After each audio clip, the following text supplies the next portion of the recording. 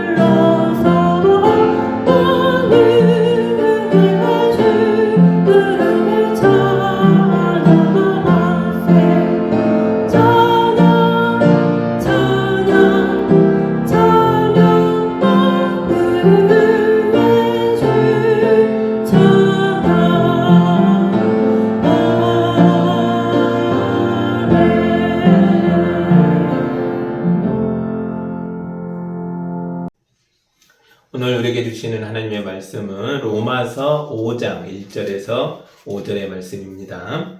제가 하나님 말씀을 봉독할 때 경청하시기 바랍니다. 그러므로 우리는 믿음으로 의롭다 하심을 받았으므로 우리 주 예수 그리스도로 말미암아 하나님과 더불어 평화를 누리고 있습니다. 우리는 또한 그리스도로 말미암아 지금 서 있는 이 은혜의 자리에 믿음으로 나오게 되었으며 하나님의 영광에 이르게 될 소망을 품고 자랑을 합니다.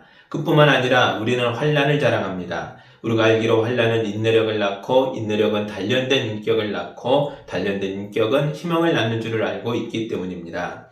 이 희망은 우리를 실망시키지 않습니다. 하나님께서 우리에게 주신 성령을 통하여 그의 사랑을 우리 마음속에 부어주셨기 때문입니다. 아멘. 제가 기도합니다. 사랑의 하나님 아버지, 환난 가운데 있던 로마 교회 교인들에게 보낸 말씀을 읽었습니다. 이 말씀을 우리 현실의 말씀으로 받아서 우리도 환난을 이기고 승리하는 자들 되도록 인도하여 주옵소서. 예수님의 이름으로 기도합니다. 아멘. 우리가 잘 아는 속담 중에 하늘이 무너져도 솟아날 구멍이 있다라는 말이 있습니다. 아무리 절망적인 상황이라도 반드시 빠져나갈 길이 존재한다라는 것을 말해주는 조상님들의 지혜입니다. 조상 할아버지들의 말씀에 고난에 빠진 사람들에게도 희망이 있다, 이런 말이 있다는 거죠. 이게 우리에게 도움이 될 때가 있죠. 하물며 하나님 아버지의 말씀은 어떻겠습니까? 성경은 우리에게 명확하고 확실한 영적 진리를 선포하고 있습니다. 제가 고린도전서 10장 13절에 있는 말씀을 하나 읽어드리겠습니다. 여러분은 사람이 흔히 겪는 시련 밖에 다른 시련을 당한 적이 없습니다. 하나님은 신실하십니다. 여러분이 감당할 수 있는 능력 이상으로 시련을 겪는 것을 하나님은 허락하지 않으십니다. 하나님께서는 시련과 함께 그것을 벗어날 길도 마련해 주셔서 여러분이 그 시련을 견디어낼 수 있게 해주십니다. 아멘. 하나님은 사방에서 우겨쌈을 당하는 절체절명의 순간에도 하늘문을 여시고 감당할 시험 외에는 허락지 않으시며 어떤 시련을 당해도 반드시 솟아날 구멍을 내시는 분이신 줄 믿습니다. 오늘 보면 로마서 5장 1절에서 5절은 사도 바울이 고난과 환난의 시대를 살아가던 로마 교회 성도들에게 주고 있는 희망의 메시지였습니다. 오늘 말씀을 통해 어떤 힘든 상황 속에서도 나를 도와주고 계시는 예수님을 보며 믿음으로 승리하는 거룩한 성도들이 다 되기를 주님의 이름으로 축복합니다. 하나님 주시는 솟아날 구멍에 몇 가지 이름을 붙여봤습니다. 첫 번째 이름은 평화입니다. 1절 다시 볼까요? 그러므로 우리는 믿음으로 의롭다 하심을 받았으므로 우리 주 예수 그리스도로 말미암아 하나님과 더불어 평화를 누리고 있습니다. 아멘. 우리가 고난을 당할 때 가장 먼저 하는 착각은 하나님이 나를 버리셨다라는 생각입니다. 사방이 막히면 좌절하고 절망하죠. 그러나 성경은 선포합니다. 예수 그리스도로 말미암아 우리는 이미 하나님과 더불어 평화를 누리고 있다라고 말하고 있습니다. 평화를 누린다 해서 육신의 고통이 없다라는 얘기는 아닙니다. 예수님도 십자가 위에서 고난을 받으셨잖아요. 사람들의 반대가 없고 박해도 없다, 이런 뜻도 아닙니다. 사도 바울도 매맞고 감옥에 갇힌 적이 있잖아요. 하지만 십자가의 고통이 예수님의 평화를 빼앗아가지 못했고 사람들의 반대와 박해가 사도 바울이 가지고 있는 평화를 빼앗지 못했다는 겁니다. 아니, 오히려 하나님과 평화를 누렸던 예수님의 평화가 십자가에 못 박던 백부장의 간담을 서늘하게 만들었고 하나님과 평화를 누렸던 이 바울의 평화가 빌립보 감옥의 간수장을 감옥바닥에 무릎 꿇고 엎드리게 만들었다는 거죠. 이 평화는 어떤 평화입니까? 명상을 하거나 돌을 닦아서 마음을 평안하게 만드는 그런 평화입니까? 그런 게 아닙니다. 이 평화는 관계에 대한 믿음으로부터 나오는 평화입니다. 하나님이 내 아버지시고 나는 그분의 자녀다, 이런 확신을 가진 사람들에게 임하는 평화였습니다. 2절 볼까요?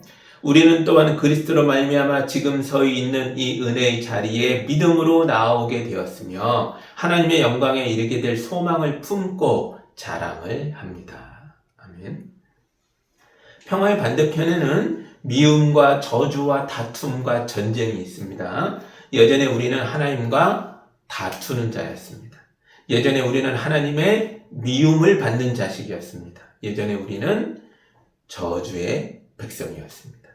하지만 이젠 아니죠. 예수 그리스도께서 십자가에서 죽어주심으로써 우리에게 평화가 임했습니다. 우리는 사랑받는 자녀가 됐습니다. 우리는 축복의 백성이 됐습니다. 우리는 아버지의 집에서 평화를 누리고 있습니다. 비록 지금 우리가 거지처럼 살고 있다 해도 이게 우리 진짜 모습이 아니라는 거예요. 우리는 하늘의 왕자이고 공주입니다. 그러므로 우리는 마침내 하나님의 영광에 이르게 될 것입니다. 하나님의 아들이고 딸이신 여러분, 이 소망을 품고 여러분이 그리스도인임을 자랑하시기 바랍니다. 누가 이 평화를 깨뜨릴 수 있겠습니까? 하나님보다 더 세면 깨일 수 있겠죠. 하지만 세상 그 어디 그 누구도 그런 사람이, 그런 존재가 있을 수 없죠. 그러므로 아무도 우리가 누리는 이 평화를 빼앗아갈 수 없습니다. 그러나 하나님과 관계가 막힌 사람들은 이런 평화를 누릴 수가 없죠. 사방이 벽으로 막혀서 우겨쌈을 당하는 사람이 있다면 이런 사람이 가장 먼저 해야 할 일이 뭐겠습니까? 이런 사람은 하나님과 막혀있는 관계를 뚫는 일부터 해야 합니다. 정말 이상하게도 삶이 어려우면 어려울수록 사람이 거만해지는 걸 보게 됩니다. 사람이 냉소적으로 변해서 교회도 필요 없고 목사도 필요 없고 하나님도 필요 없고 뭐 이렇게 말하고 행동하는 걸 볼 때가 있다는 거죠. 그러면 안 됩니다. 삶이 어려우면 어려울수록 제발 하나님 앞에서 간절해지시기 바랍니다. 설렁설렁 기도하지 말고 예수님처럼 땀이 피가 되도록 기도하십시오. 이게 간절하게 기도하는 거 아니겠어요? 설렁설렁 찬송하지 말고 사도 바울처럼 지하 감옥이 흔들리도록 뜨겁고 간절하게 찬송하시기 바랍니다. 하나님과 관계가 회복되면 하늘이 무너져도 솟아날 구멍이 생깁니다. 세상이 어지럽고 무섭게 무너져 내려도 하나님을 아버지로, 내 아버지로 굳게 붙든 사람들은 모두 평화를 누리게 될 것입니다. 이제 하나님 주시는 솟아날 구멍에 대한 두 번째 이름을 붙여보겠습니다. 그 이름은 놀랍게도 환난입니다. 3절과 4절입니다. 그뿐만 아니라 우리는 환난을 자랑합니다. 우리가 알기로 환난은 인내력을 낳고 인내력은 단련된 인격을 낳고 단련된 인격은 희망을 낳는 줄을 알고 있기 때문입니다. 아멘. 이 세상의 대부분의 사람들은 극심한 환난 속에서 무너져 내립니다. 하지만 우리 그리스도인들은 다르다는 거예요. 우리는 환난 속에서 더 강해지고 더 성숙해지고 그리스도의 인격을 완성해 갑니다. 환난은 헬라어로 틸립시스라고 합니다. 틸립시스는 본래 포도를 으깨서 즙을 짜내는 장치를 의미했습니다. 로마교회 성도들은 이런 무게와 압박을 실제로 겪고 있었습니다. 로마 황제가 권력을 동원해서 교회를 박해했잖아요. 로마 교회가 받는 환난은 감정적인 수준의 것이 아니었습니다. 개인적인 상처나 손해도 아니었습니다. 국가가 나서서 조직적으로 박해하는 무시무시한 도저히 피할 수 없는 그런 종류의 환난이었습니다. 그런데 바울이 심각한 고통을 받고 있는 로마 교회 교인들을 향해서 우리의 환난을 자랑하자 이렇게 말합니다. 왜냐하면 환난은 인내를 낳고 인내는 인격을 낳고 인격이 희망을 완성하기 때문에 그렇다는 거예요. 인내를 뜻하는 헬라어는 슈퍼모네라는 단어입니다. 슈퍼는 뭐뭐 아래서 라는 뜻이고요. 모네는 거한다 라는 뜻이에요. 거기 가서 산다 라는 뜻이에요. 이게 인내라는 거예요. 그 밑에 가서 산다. 억지로 수동적인 게 아니라 자발적이라는 뜻이 들어있다는 거예요. 이게 인내입니다. 환난을 억지로 참는 게 아니고 어떤 거룩한 목적이 있기 때문에 그 목적을 품고 세상의 무거운 짐 밑에 스스로 가서 끝까지 자리를 지켜내는 거룩한 견딤을 의미합니다. 이게 인내라는 거예요. 축구 이야기 하나 하겠습니다. 19년 전에 스페인 바르셀로나 지역신문과 유니세프가 공동 주관으로 자선 행사를 했어요. 어떤 가정이 이 자선 행사에 당첨이 됩니다. 그래서 당시 20살이었던 메시가 자선 행사에 당첨된 가정의 아기를 품에 안고 목욕을 시켜줬습니다. 그리고 올해 월드컵에서 메시가 목욕시켜줬던 아기가 스페인 대표팀의 선수가 돼서 출전했습니다. 이 선수의 이름이 라민 야말입니다. 야말의 부모님은 아프리카에서 온 이민자들이었습니다. 이들은 겨우 15살 정도의 나이에 결혼을 하고 부부가 됐습니다. 그러나 어린 부부가 맞닥뜨린 유럽의 현실은 너무나 냉혹했고 그들은 극심한 빈곤에서 벗어날 수가 없었습니다. 결국 3년 만에 이혼하고 3살인 라말은 여전히 20살이 안 되는 어린 엄마와 함께 바르셀로나 빈민가 중에 빈민가인 로카폰타라는 곳에서 살았습니다. 어린 엄마에게 무수한 어려움이 있었겠죠. 하지만 엄마는 마음속 깊이 내 자식을 지키겠다는 거룩한 목적을 품었습니다. 그리고 그 목적을 이루기 위해서 세상에 무거운 짐을 지고 끝까지 견뎠습니다. 그 결과가 바로 이번 월드컵에서 전 세계 사람들이 지켜봤던 19살짜리 축구 신동 라민 야말이었던 것입니다. 우리 그리스도인들의 인내가 바로 이런 인내와 비슷합니다. 우리의 인내는 막연한 인내가 아닙니다. 우리는 하나님이 주신 거룩한 목적을 가슴 깊이 품고 있습니다. 그것은 바로 나와 내 가족과 내 이웃의 영혼을 살리고 구원하겠다는 결심입니다. 그래서 우리가 좌로도 우로도 치우치지 않고 이 믿음의 길에서 끝까지 참고 견디고 있는 것입니다. 이런 인내를 가진 사람은 오늘 말씀에 그랬죠. 단련된 인격을 갖는다라고 합니다. 고매한 인격이란 말은 들어보셨을 거예요. 공부를 많이 한 사람은 인격의 수양이 깊어지고 격조가 높아져서 매합고 향기 나는 인격이 됩니다. 향기 나는 인격. 이게 고매한 인격이죠. 하지만 단련된 인격이란 말은 잘 듣지 못했을 거예요. 단련은 헬라어로 도키메라고 합니다. 도키메는 용광로에서 불순물을 빼내고 순금을 만들어내는 과정을 의미합니다. 우리 그리스도인들의 인격은 고매한 인격이 아니라 단련된 인격입니다. 그래서 공부나 교양으로 만들어지는 인격이 아니에요. 하루에 10시간째 성경 공부를 해도 안 만들어집니다. 고난 속에서 세상의 불순물이 타버리고 잡생각들이 날아가고 욕심과 욕망이 부서져서 오직 예수 그리스도를 닮은 인격만 순수하게 남게 됐을 때 그게 바로 단련된 인격입니다. 고매한 인격에서 향기가 난다면 단련된 인격에서는 빛이 납니다. 그래서 헤롯 왕이 잡혀온 예수님을 보고 두려워했고 가이사랴의 베스도 총독도 잡혀온 끌려나온 바울을 보고 두려워했습니다. 이들은 왕과 총독이잖아요. 권력자들입니다. 이런 자들이 왜 죄인들을 두려워합니까? 겉보기에는 죄인들이었지만 실상은 그들의 내면에서부터 빛이 뿜어져 나오고 있었기 때문입니다. 그리고 이 빛이 자기들의 어둠을 들추고 비춰주고 있기 때문에 두려운 거죠. 왕이나 총독이 우리를 심판하는 게 아닙니다. 고매한 인격이 아닌 이 단련된 인격을 가진 빛이 나는 사람은 내가 비록 세상에서 낮은 자리에 있어도 내가 세상을 심판하는 자가 됩니다. 성경에도 나오는 얘기죠.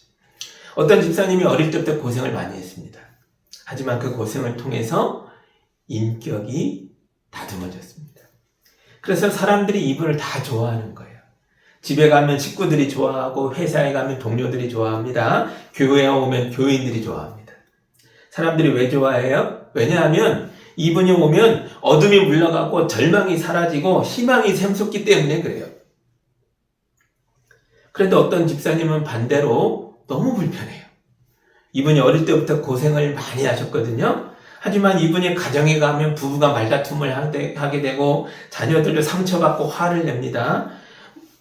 좋게 모였던 모임도 이분이 오면 나쁘게 끝나기 일쑤예요. 왜 그렇습니까? 어릴 때부터 고생을 많이 해가지고 오히려 인격이 삐뚤어진 거예요. 고난이 인격을 다듬어줍니다. 하지만 자동으로 그러는 건 아니에요. 고난 속에서 거룩한 목적을 품고 견뎌내는 사람은 인격이 단련됩니다. 고난 속에서 목적이 이끄는 삶을 살아내야 합니다.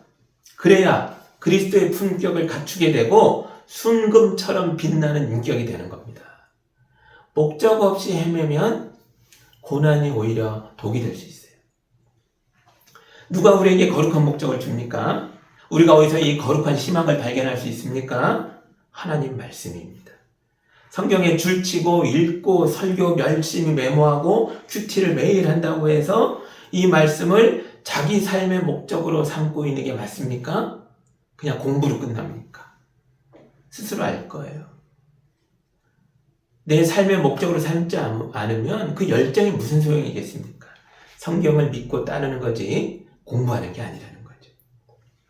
머리만 큰 사람이 되지 마시고 오직 하나님의 말씀을 단 한 절이라도 그 말씀을 가슴에 새기고 내 인생의 거룩한 목적으로 삼으시기 바랍니다. 그러면 그 말씀으로 인하여 고난을 이길 수 있게 됩니다. 그 말씀으로 인하여서 우리 인격이 변화하게 되고 품격을 갖출 수 있게 되고 빛이 나게 됩니다. 고생은 고생대로 하고 인격은 더 어둡고 사납고 음침해진다면 얼마나 큰 손해입니까? 그러면 안 됩니다. 우리가 이 땅을 사는 동안 고생은 어쩔 수 없겠지만 그 고생 속에서 그리스도의 품격을 갖추고 거룩한 빛을 뿜는 사람들이 되시기 바랍니다. 그래서 내 가족과 이웃에게 희망을 낳아주는 사람이 되십시오. 이렇게 사는 사람들이 바로 세상 속의 성자들입니다. 마지막으로 솟아날 구망의 세 번째 이름을 붙여보겠습니다.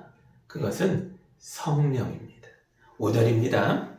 이 희망은 우리를 실망시키지 않습니다. 하나님께서 우리에게 주신 성령을 통하여 그의 사랑을 우리 마음속에 부어주셨기 때문입니다. 아멘. 성령님이 우리 마음속에서 역사하고 계십니다. 그래서 고난이 극심해도 사방으로 우겨쌈을 당해도 성령의 사람은 희망을 잃지 않습니다. 거룩한 목적을 이룰 때까지 버티고 버텨서 마침내 승리하게 될 것입니다. 지금 내비게이션이 너무너무 좋아졌어요. 앞길이 막혀 있으면 차에 달려있는 내비게이션에서 새로운 경로를 재탐색합니다. 이런 소리가 흘러나옵니다. 우리는 막힌 길 앞에서 잠시 당황하지만 내비게이션은 저 높은 인공위성으로부터 도로 전체를 다 이렇게 꿰뚫으면서 우리가 알지 못했던 길, 하지만 목적지에 빨리 도착하고 안전하게 갈 수 있는 새로운 길을 알고 있다는 거죠. 우리 인생에서도 이런 일이 일어납니다. 내가 계획하고 열심히 달려갔던 일이 막힐 때가 있죠. 재정의 길이 막히고 건강의 길이 막히고 관계의 길이 막힐 때가 있습니다. 이때 기억하셔야 됩니다. 성령님은 하나님께서 우리에게 주신 인생의 내비게이션입니다. 내 눈에는 막힌 길로만 보이겠지만 성령님은 그 순간에도 우리 인생의 거룩한 경로를 재탐색하고 계십니다. 그래서 사도 바울도 성령의 인도하심대로 살아가라고 권면합니다. 제가 갈라디아서 5장 16절에 있는 말씀을 하나 읽어드리겠습니다. 여러분은 성령께서 인도하여 주시는 대로 살아가십시오. 그러면 육체의 욕망을 채우려 하지 않을 것입니다. 아멘. 성도 여러분, 오늘 여러분의 삶을 압박하고 있는 환난이 뭡니까? 사방이 꽉 막혀 당장이라도 숨이 막힐 것 같은 힘든 상황 속에 계십니까? 이걸 혼자 버텨야 할 필요 없어요. 낙심하고 포기할 일이 아닙니다. 사람들은 끝났다, 길이 없다 말할지 모르지만 하나님의 자녀인 우리에게는 솟아날 구멍이 있습니다. 우리에게 중요한 건 시선 처리입니다. 고난 속에서 우리 눈을 어디다 두냐가 중요하죠. 절벽을 올라갈 때 초보자는 자꾸 빛을 봅니다. 그럼 점점 더 무서워지고 팔다리에 힘이 빠지고 근육이 경직되고 마음은 쪼그라들어서 정말 위험해집니다. 그래서 전문가들이 밑을 보지 마세요, 위를 보세요 라고 외치는 거죠. 위를 보고 한 발 한 발 끝까지 버텨내면서 올라가다 보면 마침내 절벽을 정복하고 승리하는 겁니다. 사방의 문이 닫혔을 때 우리의 시선을 어디에 둬야 합니까? 우리의 시선을 위로 둬야죠. 머리 위에서 하늘문이 열릴 겁니다. 하나님의 말씀을 붙들고 여러분 마음속에 거룩한 목적을 품으십시오. 목적이 있는 사람은 고난을 이기는 힘을 받게 될 것입니다. 환난을 두려워하지 마십시오. 환난 속에서 인격이 강인해지고 다듬어지고 품격이 만들어져서 빛이 나게 될 것입니다. 그리고 성령의 임재 속에서 살아가시기 바랍니다. 우리의 상식과 노력으로는 더 이상 앞으로 갈 수 없고 모든 길이 다 막혔을지라도 성령님께서 새 길을 탐색하셔서 우리에게 새 경로를 주시는 줄 믿습니다. 이제 눈을 들어 하늘을 보십시오. 여러분의 시선을 하나님께 두십시오. 여러분의 마음을 말씀에 두십시오. 성령님의 인도하심에 여러분의 인생을 내어 맡기십시오. 그러면 힘이 납니다. 없던 용기도 생깁니다. 여러분 모두 믿음으로 인생의 환난을 이기고 승리하는 성도들이 다 되시기를 우리 주 예수 그리스도의 이름으로 축복합니다. 기도하겠습니다. 사랑과 능력이 풍성하신 하나님 아버지, 사방이 막힌 속에서도 주님은 언제나 피할 길과 솟아날 구멍을 예비해 주셨음을 믿습니다. 인생의 풍랑 속에서 오직 주님만을 보게 하시고 무력한 우리의 부르짖음에 즉시 손 내밀어 건져 주옵소서. 어떠한 질환 속에서도 성령으로 부으신 주님의 사랑을 의지하여 소망을 잃지 않고 인내로 정금같이 나오게 하여 주옵소서. 우리를 도우시고 마침내 승리케 하시는 예수님의 이름으로 기도하옵나이다. 아멘. 사랑하는 하나님 아버지, 우리 성도들이 거룩한 예물을 올려드렸습니다. 이 예물이 주인 손에서 축복을 받고 잘게 쪼개지고 흘러차고 넘쳐 수많은 생명을 살리게 하여 주옵소서. 우리 성도들 물질을 주님께 드렸던 이 신앙 고백으로 인생도 살아가길 원합니다. 삶의 모든 영역에서 주님을 붙잡고 승리하게 하여 주옵소서. 아픈 분들 고침받게 하여 주시고 마음이 깨진 분들 회복되게 하시고 삶의 인생의 계획이 어그러졌던 분들 성령이 인도하시는 새 길을 찾게 하여 주옵소서. 예수님의 이름으로 기도하옵나이다. 아멘. 이제는 우리 주 예수 그리스도의 은혜와 우리 하나님 아버지의 크신 사랑하심과 성령님의 인도하심과 교통하심이 주인 말씀을 거룩한 목적으로 삼아 험한 인생길을 믿음으로 뚫고 나아가는 모든 성도들 위해 이제로부터 영까지 함께하기를 간절히 축원하옵나이다. 아멘.